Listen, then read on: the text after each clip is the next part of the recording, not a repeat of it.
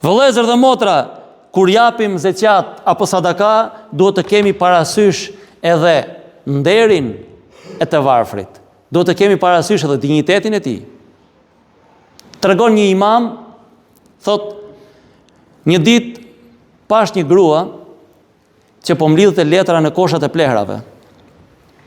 Ju afrova afër dhe sa ju afrova, ishte Ramazan, thot, ajo e kuptoi se për çfarë u afrova dhe tha: Imam Efendi, nuk kam nevojë për atë pakon e ushqimeve që do m'japësh, por të ftoj sonte për iftar. Mora fëmijët dhe u nisa për të shkuar atje ku jetonte ajo, për të ngrënë iftar me të. Kur shkova, thot, tek ajo baraka që ajo jetonte, pash një 4 apo 5 kuti ushqimesh që njerëzit ja kishin lënë të dera dhe kishin ikur me atë mburrjen që unë sot bëra një sevap, dhe asnjëri nuk kishte hyrë brenda. Hyra bashkë me familjen time, thot, dhe kur pash, çfarë të shoh? Aty nuk u merrte frym, jo të jetoheshe.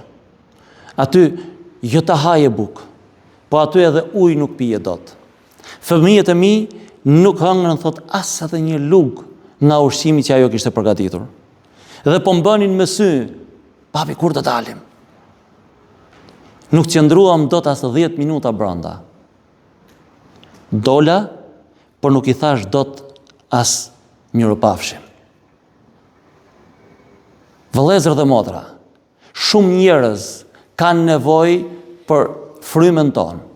Kanë nevojë t'i kuptojmë ata se çfarë vështirësish kanë. Nuk kanë nevojë vetëm për një kuti me plot ushqime që ja çojmë, ja hedhim aty. I përmenda fotografi, s'du t'i përmend më. Pra, nuk kanë nevojë vetëm për t'ia çuar atë, po kanë nevojë edhe të ulesh me ta të bisedosh. Si je, a je mirë? Si ja bën? Sepse ata njerëz nuk kanë njerëz për të folë.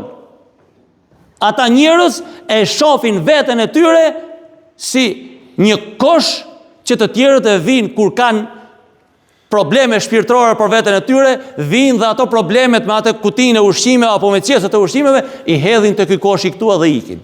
S'du t'ja dinë për koshin, por du t'ja dinë vetëm për veten e tyre. Të bëhemi bashkëjetues me ata të cilët e vuajnë. Sepse atëherë do ta kuptojmë çfarë do të thotë të ndihmosh një njeri në nevojë.